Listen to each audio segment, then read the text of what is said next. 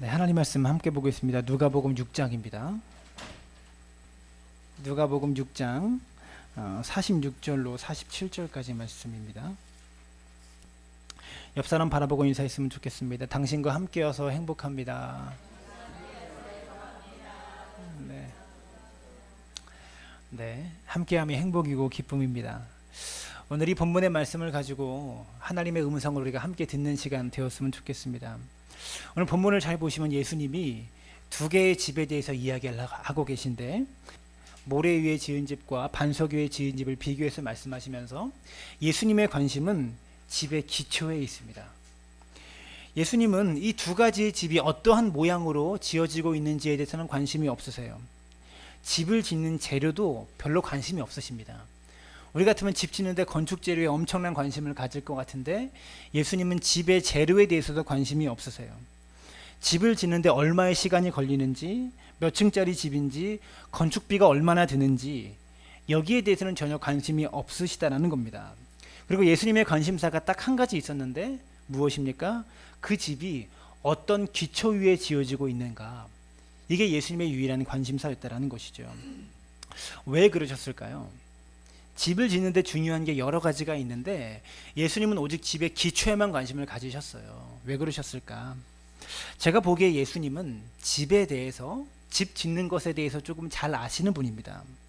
왜 그러냐면, 여러분, 예수님의 직업이 무엇이었습니까? 목수였죠.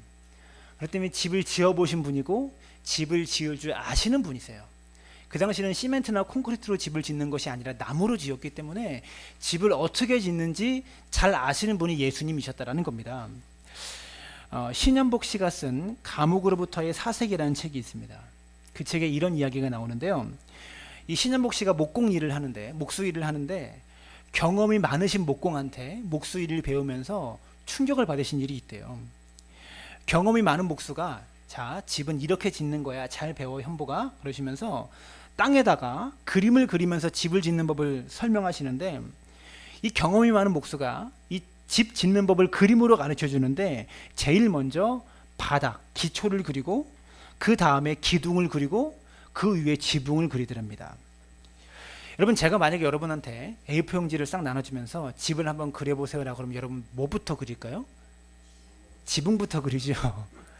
근데 경험이 많은 목수는요, 집을 지어본 적이 없기 때문에 우리는 지붕부터 그리는데, 경험적인 알미 있는 사람은 무엇부터 그립니까?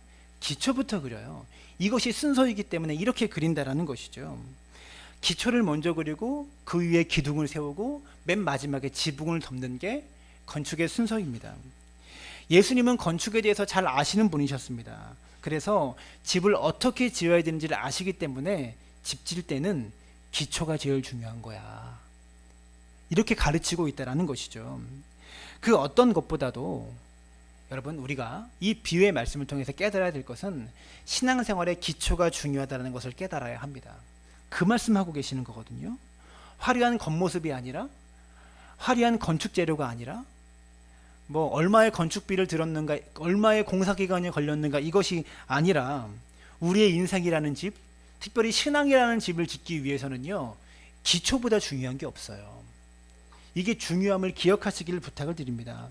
제일 먼저 본문의 마지막인 49절에 듣고 행하지 아니하는 자는 주추 없이 흙 위에 집을 지은 사람과 같으니 탕류가 부딪힘에 집이 곧 무너져 파괴됨이 심하니라. 여러분, 주추 없이 흙 위에다가 집을 지은 사람은 어떻게 된다고 합니까? 그 집이 탕류가 부딪힘에 무너져서 파괴됨이 심하다, 이렇게 말씀하고 있어요. 제가 오늘 이 말씀을 여러분에게 드리는 이유는 이 말씀을 잘 들으셔야 되기 때문에 그렇습니다. 예수님은 기초가 부실하면 집이 조금 부서진다, 집에 데미지가 생긴다, 이런 말씀하신 게 아니에요. 기초가 부실하면 어떻게 된다고 말합니까? 무너져 파괴돼 버린다, 그것도 파괴됨이 심하다, 이렇게 말씀하고 있다는 겁니다. 여러분이 아무리 신앙생활을 30년하고 40년하고 100년 동안 신앙생활을 했었어도 기초가 잘못된 상태에서 신앙생활을 한다면 한순간에 무너진다는 말입니다.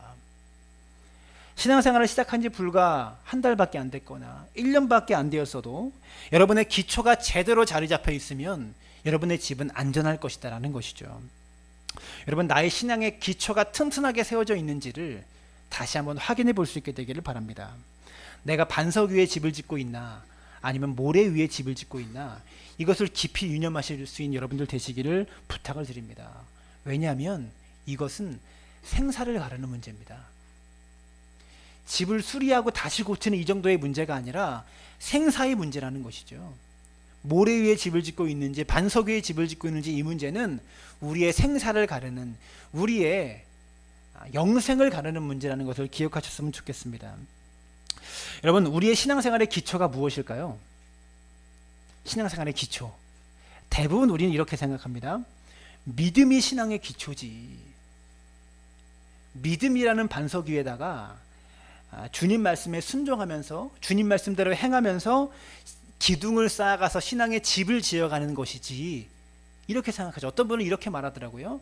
믿음 위에다가 순종, 행함을 세우고 그 위에다가 은사로 지붕을 덮어라, 이렇게 말씀하시더라고요.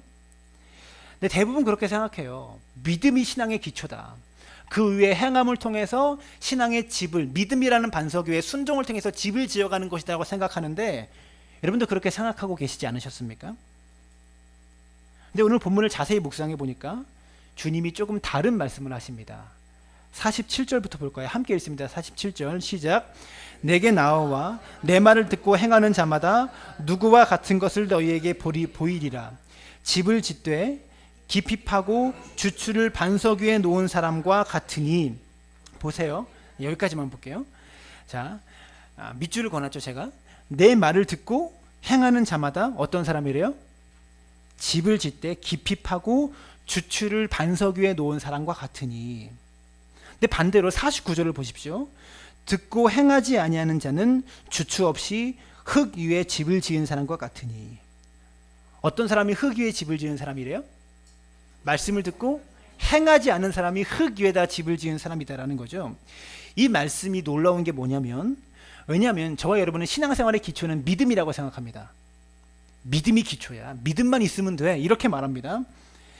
믿음이 기초가 되고 그 위에 순종과 행함을 통해서 집을 지어간다고 생각하는데, 주님이 아니라고 말씀하세요. 그게 기초가 아니야. 믿고 순종하는 것, 믿고 행하는 것. 47절 보세요.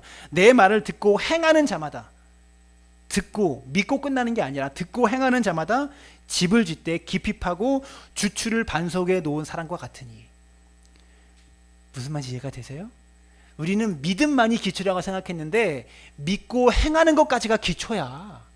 주님 이렇게 말씀하고 있다는 겁니다. 다시 말씀드립니다. 주님은 믿음만이 아니라 믿고 행하는 것까지가 신앙의 기초라고 말씀하고 있어요. 믿고 행하는 것은 반석 위에 주추를 쌓는 것이고, 믿고 행하지 않는 것은 모래 위에 주추를 쌓는 거야. 이렇게 말씀하고 있다는 겁니다. 우리는 그동안 믿음만 강조하고 믿음이 제일 중요하다고 말했으면 어디에다가 지금 주추를 쌓고 있는 거예요? 여러분이 신앙생활을 그렇게 배웠다면 모래 위에 쌓아가면서 신앙생활을 했다라는 것이죠. 주님은 지금 말씀을 듣고 이해하는 자, 말씀을 듣고 눈물 흘리는 자, 말씀 듣고 감격하는 자, 이 사람이 반석 위에 집을 짓는 사람이다라고 말씀한 적이 없으세요. 무슨 말입니까? 믿음과 행함, 믿음과 순종이 결코 분리될 수 없다라는 거예요. 믿음과 순종은 같은 말이다라는 것입니다. 순종하지 않으면, 행함이 없으면 모래 위에 집을 짓는 사람과 같다라고 말씀하고 있다라는 것이죠. 내게 믿음이 있는가? 여러분, 우리는 이게 제일 중요한 문제라고 생각했고, 이게 신앙생활에 살이 걸린 문제라고 생각했는데, 주님 그렇게 말씀하지 않았어요. 믿음이 있는가 보다 믿는 대로 행하고 있는가, 들은 말씀 그대로 순종하고 있는가, 여기까지가 믿음이다. 오늘 주님 우리에게 이렇게 말씀하고 있다니까요. 우리는 믿음의 신앙의 기초니까 그냥 믿자, 일단 믿자, 순종은 차차 믿음이 좋아지면 하게 되는 거겠지, 우리 이렇게 생각하죠. 근데 오늘 말씀에 예수님 그렇게 하면 안 된답니다. 믿고 순종해야, 믿고 행해야 반석 위에 집을 짓고 있는 거야, 이렇게 말씀하고 있잖아요. 여러분, 사실 믿음과 행함은 결코 분리될 수 없습니다. 우리는 잘못된 신앙을 가지고 있어요. 그동안 한국교회는 믿음과 행함을 분리해 왔습니다. 여러분, 작년이 종교개혁 500주년이었고 지금이 종교개혁 501주년입니다. 루터가 종교개혁을 일으켰죠. 종교개혁 이후로 우리 한국 개신교가 참 잘했습니다.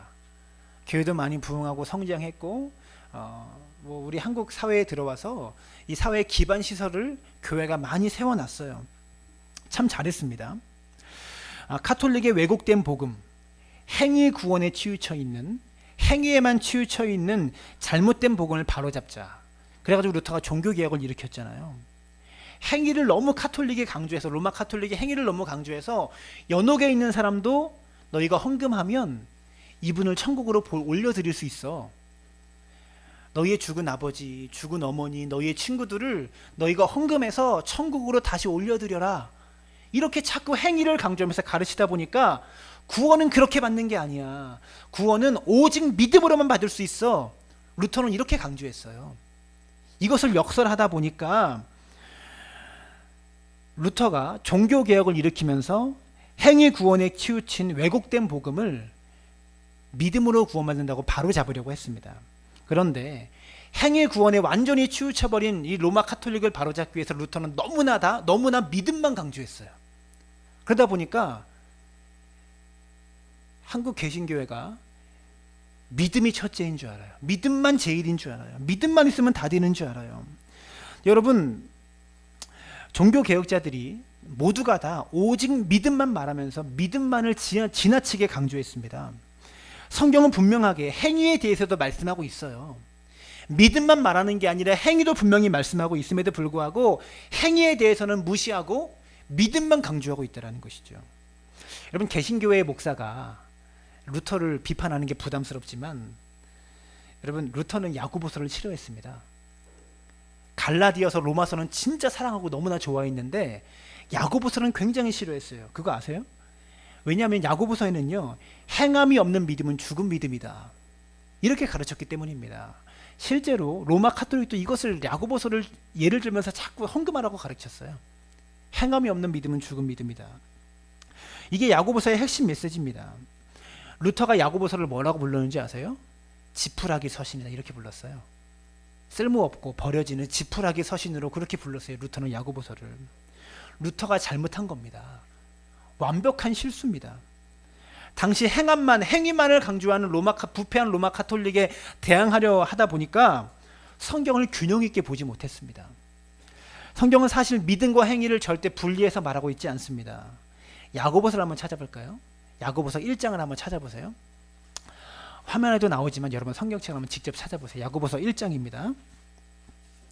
루터에 대해서 이런 말을 하기는 참 죄송하고 루터에게 진짜 미안하지만 성경 그대로 제가 전하겠습니다. 야고보서 1장 22절, 1장 22절 함께 읽습니다. 시작. 너희는 말씀을 행하는 자가 되고 듣기만 하여 자신을 속이는 자가 되지 말라. 야고보서 2장 14절. 내 형제들아, 2장 한 장 넘겨서 2장 14절입니다. 함께 시작. 내 형제들아, 만일 사람이 믿음이 있노라 하고 행함이 없으면 무슨 유익이 있으리요? 그 믿음이 능히 자기를 구원하겠느냐. 쭉 내려가서 17절부터 읽어볼까요? 17절부터 20절까지 시작. 이와 같이 행함이 없는 믿음은 그 자체가 죽은 것이라. 어떤 사람은 말하기를 너는 믿음이 있고 나는 행함이 있으니 행함이 없는 내 믿음을 내게 보이라. 나는 행함으로 내 믿음을 내게 보이리라 하리라. 내가 하나님은 한 분이신 줄을 믿느냐? 잘하는도다. 귀신들도 믿고 떠느니라. 아, 허탄한 사람아, 행함이 없는 믿음이 헛것인 줄 알고자 하느냐. 26절도 한번 읽어볼까요? 26절. 영혼 없는 몸이 죽은 것 같이 행함이 없는 믿음은 죽은 것이니라. 여러분, 야고보서를 통해서 깨닫는 게 뭡니까? 믿음과 행함이 결코 분리될 수 없다. 따로 말할 수 있는 게 아니다. 이것을 야고보서는 계속 이야기하잖아요. 여러분, 요한일서를 또 보시면 요한일서 2장 3절에 우리가 그의 계명을 지키면 이로써 우리가 그를 아는 줄로 알 것이요. 우리가 예수님을 믿는지 예수님을 아는지 이것을 어떻게 안돼요? 그의 계명을 지키는 것을 보고 안돼요. 그 말씀대로 사는 것을 보고 안돼요. 4절 계속 보면 그를 아노라 하고 그의 계명을 지키지 아니하는 자는 거짓말하는 자요 진리가 그 속에 있지 아니하되 누구든지 그의 말씀을 지키는 자는 하나님의 사랑이 참으로 그 속에서 온전하게 되었나니 이로써 우리가 그의 안에 있는 줄을 아노라. 그의 안에 산다고 하는 자는 그가 행하시는 대로 자기도 행할지니라. 여러분, 자꾸 성경은 믿음과 행함을 분리하고 있지 않다라는 것을 알아야 된다는 것이죠. 믿음은 귀신들도 믿습니다. 예수님이 하나님의 아들이라는 사실을 귀신도 믿어요. 여러분, 야고보서 아까 읽었던 2장 19절에 내가 하나님은 한 분이신 줄을 믿느냐 잘하는도다 귀신들도 믿고 떠느니라. 하나님이 한 분이다, 예수님이 하나님의 아들이다, 이 믿음은 귀신들도 있어요. 근데 귀신에게 없는 게 뭡니까? 행함이 없어요. 가르침대로 살지 못해요. 여러분, 헷갈리시면 안 됩니다. 믿음은 오직 구원으로 받습니다. 이 말은 행위와 상관없이 믿음만 있어도 구원받을 수 있다, 이런 말이 아니라는 것을 아셔야 돼요. 우리가 정말로 믿으면 바로 따라오는 게 뭡니까? 행동이 따라옵니다. 믿지 않기 때문에 행동이 안 따라온다라는 말이에요. 믿음과 동시에 행동이 나올 수밖에 없어요. 여러분, 제가 자주 쓰는 예화인데, 저희 교회 현관문 딱 열고 교회 문 출입문 열고 들어오면 제가 제일 먼저 뭘 하는 줄 아세요? 껌껌하니까 불부터 켜요. 옆에 있는 스위치를 먼저 킵니다. 왜 킬까요? 이 스위치를 누르면 이 어두웠던 공간이 환해질 것을 믿기 때문에. 믿음이 눈에 보이지 않지만 이걸 누르면 이 공간이 환해질 거라는 게 눈에 보이지 않잖아요. 근데 믿기 때문에 누르면 어김없이 환해져요. 믿는 순간 행동이 나올 수밖에 없어요. 왜 행하지 못합니까? 믿음 없기 때문에 행하지 못한다는 말이에요. 이해가 되십니까? 믿으면 반드시 행함이 따라올 수밖에 없다라는 말입니다. 보이지 않는 믿음은 보이는 행함을 통해서 증명됨을 기억하시길 부탁을 드립니다. 여러분, 믿음이 있으십니까? 믿음은 있다고 말하지만, 누구나 말하지만 행하지 않는다는 것은 믿음 없다는 말입니다.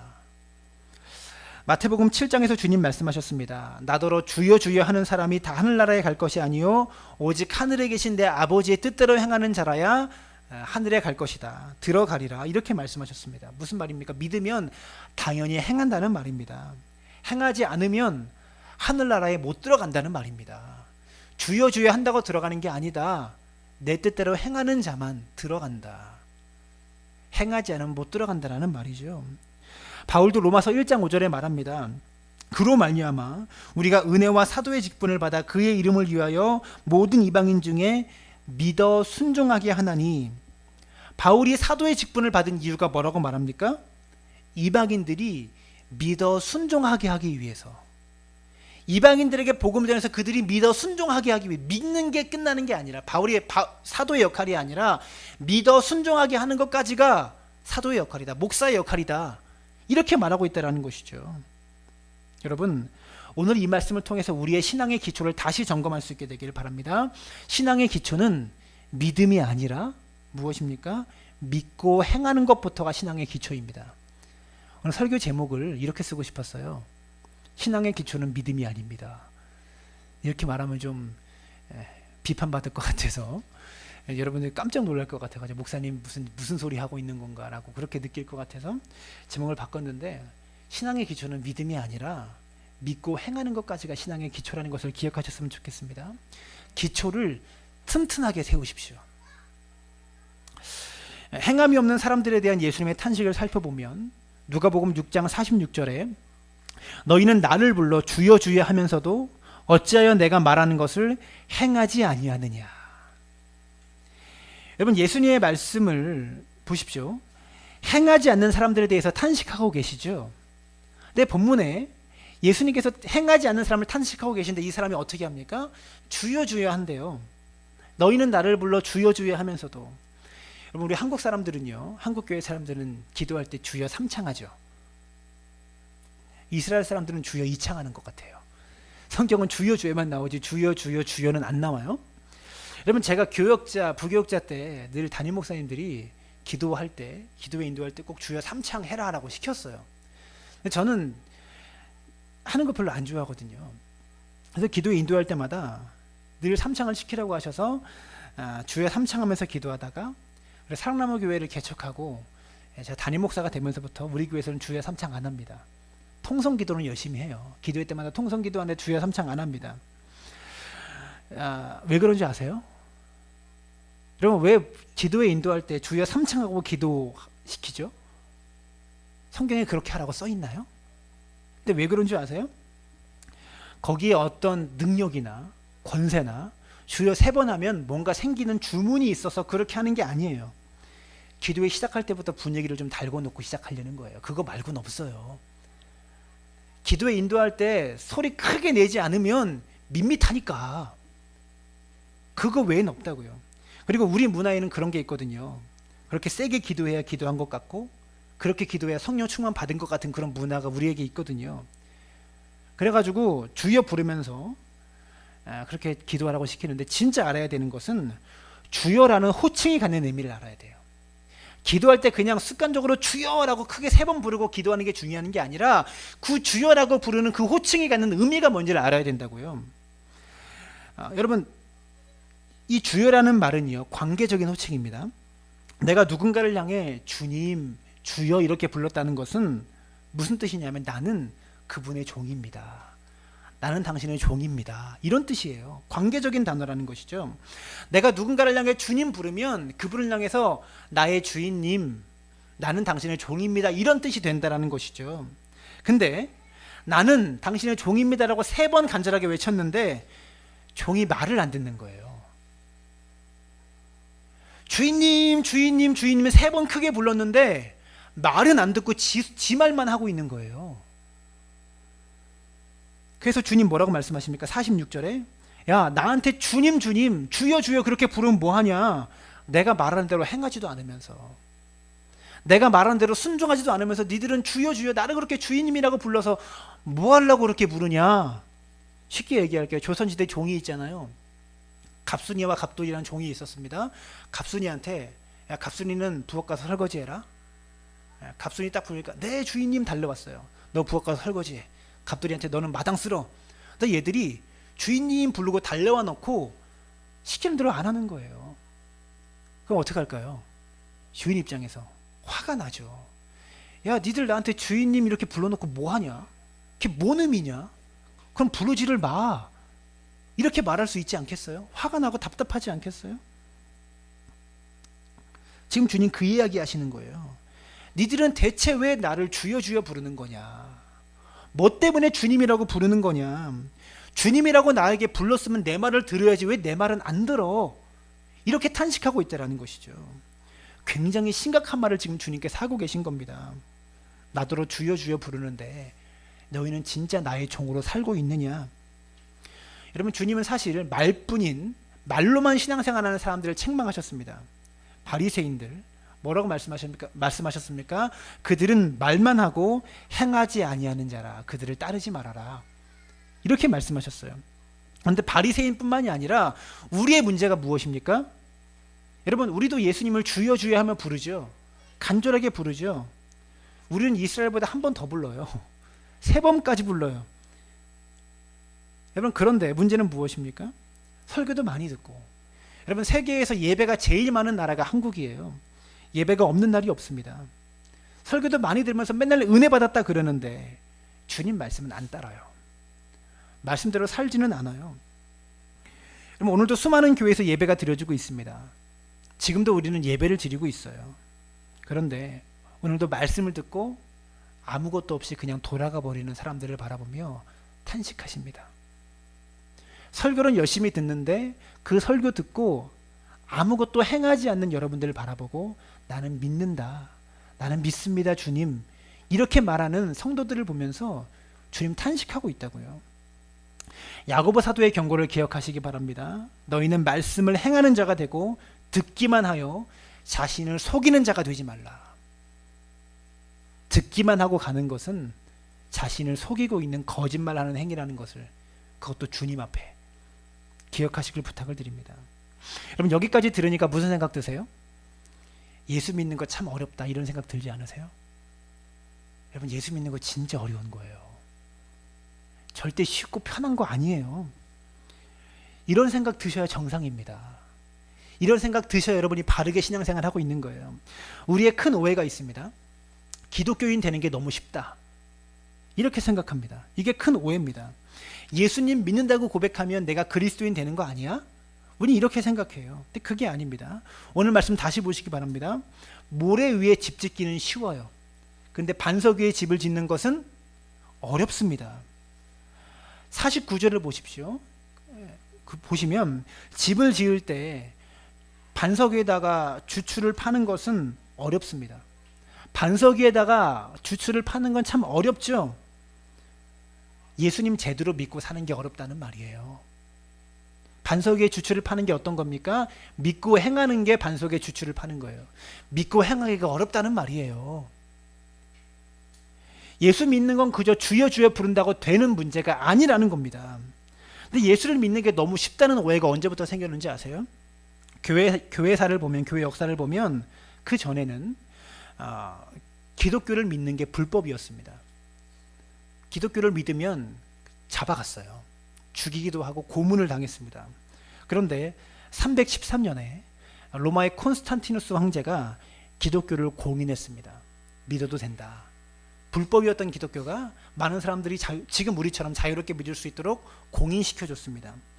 380년에 데오도시우스 황제는요, 로마의 데오도시우스 황제는 기독교를 국교로 만들었어요. 로마의 국교로. 모든 로마 제국 사람들의 기독교를 믿어야만 했습니다. 그 전까지 예수 믿는 것은 313년 이전에는 예수 믿는 것은 죽음을 의미했고 예수 믿는 것은 좁은 길을 의미했어요. 그런데 갑자기 기독교에 넓은 길이 열리기 시작하는 거예요. 예수 믿는 게 너무나 쉬워지기 시작하는 거예요. 누구든지 교회만 나오면 예수 믿는다고 말했어요. 저 사람은 그리스도인이야. 그리고 기독교가 국교였기 때문에 태어나면 유아세를 줬어요. 결혼식은 무조건 기독교식으로 했어요. 장례식도 무조건 죽을 때까지 기독교 장으로 해서 죽었어요. 여러분 모든 국민이 다 그리스도인으로 삽니다. 다 예수 믿는 사람들로 살기 시작한 거예요.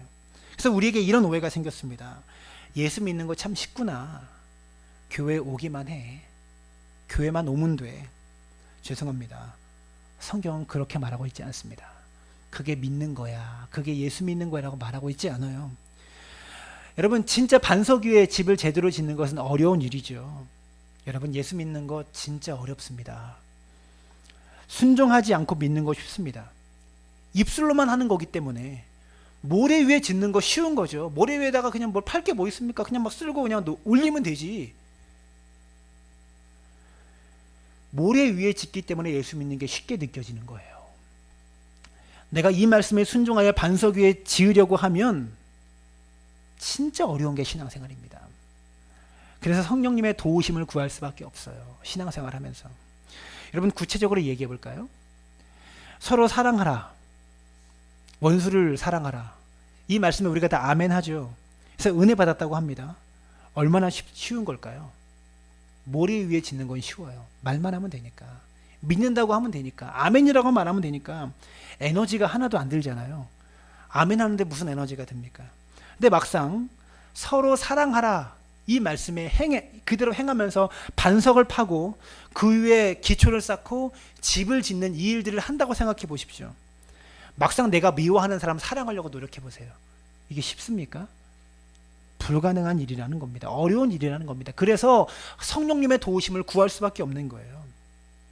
한 목사님이 이 교회가 갈라져서 이 두 파가 갈라져서 싸우고 있는 교회에 청빙을 받으셔서 그 교회에 부임하셨습니다.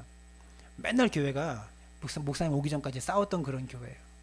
부임해서 첫 설교를 하시는데 강단에 쓰셔서 서로 사랑하라라고 설교하셨답니다. 교인들이 다 은혜 받았습니다. 아멘 하고 은혜 받았습니다. 좋은 목사님 오셨구나. 다음 주에 목사님이 또 서로 사랑하라라고 설교했습니다. 교인들이 조금 이상하다고 생각했습니다. 세 번째 주에도 목사님이 또 강단에 올라가셔서 서로 사랑하라라고 설교했습니다. 근데 교인들이 화가 나기 시작한 거예요. 똑같은 설교를 세 번째, 3주 연속 들으니까. 네 번째 주에 목사님이 또 서로 사랑하라라고 설교했습니다. 똑같은 설교를 4번 들은 거죠. 교인들이 저 목사가 설교 준비를 안 하는구나 이렇게 확신했습니다. 그래서 경고했어요. 당회원들이 찾아가서 목사님 한 번만 더 똑같은 설교하면 쫓아내겠습니다. 그 다음 주에 목사님이 또 서로 사랑하라라고 설교했다고 합니다. 교인들이 총회를 열어서 설교를 준비하지 않은 이 목사님을 쫓아내기로 했습니다. 그래서 마지막 고별 설교에서 목사님 무슨 설교했을까요? 서로 사랑하라 설교하셨답니다. 그 말씀 듣는데 성도들에게 이전에 못 느꼈던 감동이 밀려왔대요. 아, 왜 목사님이 서로 사랑하라는 설교를 반복했을까? 우리가 사랑하고 있지 않기 때문이구나. 우리가 행하지 않기 때문에 이 사랑을 행할 때까지 똑같은 말씀을 똑같이 주시는 거구나 라고 깨달아서 목사님에게 찾아갔다고 합니다. 목사님, 우리가 행하겠습니다. 다시 우리 교회에서 목회해 주세요. 그 다음 주에 무슨 설교했을까요? 헌금하라고 설교했답니다. 네. 어쨌든 여러분, 우스갯소리고요. 아멘 하는 데는 에너지가 필요하지 않습니다. 별다른 에너지가 필요 없어요. 그래서 우리가 신앙생활이 참 쉽다고 생각합니다. 설교 듣는 거 어렵죠? 조는 분도 계시고 엉덩이가 피곤한 분도 계실 것 같은데, 근데 설교 듣는 거 그렇게 어려운 거 아니에요. 근데 설교 들으면 우리가 예수 믿는 겁니까? 모래 위에 짓기 때문에 쉬운 거죠. 진짜 예수 믿고 신앙생활하는 것은 반석 위에 집을 짓는 것과 같아서 결코 쉽지 않은 일이라는 것을 기억하셨으면 좋겠습니다. 여러분, 신앙생활 하시면서 모래 위에 집 짓는 거 택하지 마시고 반석 위에 집을 짓는 것을 택할 수 있는 믿음의 사람 되시길 바랍니다. 또 한 가지 짧게 말할게요. 반석 위에 집을 짓는 사람들의 특징이 있습니다. 반석을 깊이 파고 그 위에다가 집을 짓면 돌을 깨고 막 일을 해야 되는데, 여러분 그러다 보면 너무 힘들기 때문에 반석을 파면서 내 집 짓는 것 자체가 너무 힘들기 때문에 다른 사람을 신경 쓸 겨를이 없습니다. 그러겠어요? 안 그러겠어요? 내 집 짓는 것 자체가 너무 힘들기 때문에 옆 사람 집 짓는 게 별 신경 쓰이지 않아요. 내가 집을 제대로 짓고 내 반석을 깊게 파면 너무 반석 파는 게 힘들기 때문에 옆 사람이 어떻게 집을 짓고 있는지, 어떻게 기초를 세우고 있는지 관심이 없어요. 그런데 왜 이 사람 신앙생활하는 거 관심 두고 저 사람 신앙생활하는 거 관심 두는지 아세요? 내가 열심히 기초를 파고 있지 않으니까. 모래 위에 대충 집을 지어 놓으니까 옆 사람 보면서 한눈 팔기 시작하는 거예요. 저 사람은 왜 저렇게 집을 짓지? 왜 저렇게밖에 집을 못 지어? 이런 얘기가 나오는 거예요. 내 반석 파는데 집중하고 있지 않으니까. 깨달아지십니까? 여러분, 또 하나, 반석 위에 집을 지은 집만 안전합니다. 48절을 보십시오. 집을 짓되 깊이 파고 주추를 반석 위에 놓은 사람과 같으니 큰 물이 나서 탕류가 그 집에 부딪힘에 잘 지었기 때문에 요동하지 못하게 하였거니와, 듣고 행하지 아니하는 자는 주추 없이 흙 위에 집을 지은 사람과 같으니 탕류가 부딪힘에 집이 곧 무너져 파괴됨이 심하니라. 여러분 잘 들으세요. 반석 위에 지은 집, 믿고 믿는 대로 행하는 신앙인, 반석 위에 집을 지은 사람이죠. 이 사람이나 모래 위에 지은 집, 아멘만 하는 신앙인, 믿는다고 말만 하는 그런 신앙인, 이 둘 다 인생에 비바람이 칩니다. 탕류가 밀려옵니다. 그런데 내가 믿고 믿는다고 해서 탕류가 없어지고 비바람이 없어지는 게 아니에요. 그러나 반석 위에 집을 지은 사람은 그 비바람에 무너지지 않습니다. 아무리 큰 풍랑이 불어도 무너지지 않습니다. 그러나 처음부터 입술로만 고백하고 주여 주여 하고 믿는 대로 행하지 않는 사람은 인생에 큰 고난이 불어닥칠 때 금방 무너집니다. 저 사람이 정말 예수 믿었던 사람 맞아? 저 사람이 진짜 신앙인 맞아? 정말 그렇게 열심히 했던 사람 맞아? 이런 말 나와요. 저 사람이 분명 어렸을 때는 청년회장도 하고 집사였다가 장로였다가 심지어 목사였어도 지금의 삶의 모습이 완전히 무너져 있습니다. 왜 그럴까요? 애초에 말로만 믿고 순종하지 않았고 행함이 없었기 때문입니다. 설교를 준비하면서 들었던 생각이 있습니다. 주님은 말씀을 듣고 순종하지 않는 자를 바라보시면서 탄식하셨습니다. 이 말을 뒤집으면 주님 말씀을 듣고 행하는 자를 기뻐하신다는 말이에요. 행하지 않는 자를 탄식하시고 행하는 자를 기뻐하신다는 말입니다. 예수님만이 아니죠. 우리가 만나기 원하는 그리스도인이 어떤 그리스도인입니까? 어떤 신앙이 만나고 싶어요? 말씀대로 사는 그리스도인 보기 원하죠. 성경대로 사는 목사 만나기 원하죠. 예수님만 그런 게 아니라 우리도 그런 성도 보기 원하고요. 그런 목회자 만나고 싶어 해요. 우리가 목마르게 기다리는 것이 말씀대로 사는 목회자, 말씀대로 사는 그리스도인은 그렇게 기다리는 것 아닙니까? 여러분, 믿는다고 말만 하는 말뿐인 신앙이 되지 마시고 믿고 행함으로, 믿고 순종함으로 기초를 반석 위에 쌓는, 그래서 풍랑이 와고 폭풍이 와도 무너지지 않는 그리스도인들 되어지시기를 주님의 이름으로 축원합니다.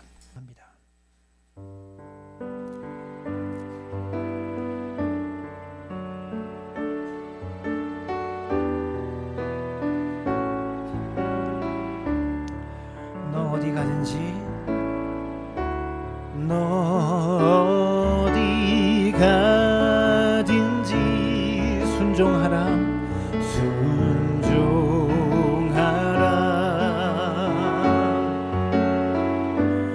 너 어디 있든지 충성하라, 충성하라.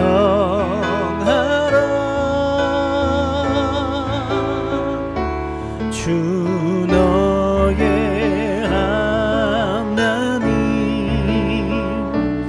왕 되신 주, 영원히 주님만 찬양하라. 나 어디 가든지, 나 어디 가든 순종하리, 순종하리. 나 어디 있든지, 나 어디 있든 충성하리, 충성하리. 주 나의 하나님, 주 나의 하나님, 왕 되신 주, 왕 되신 주,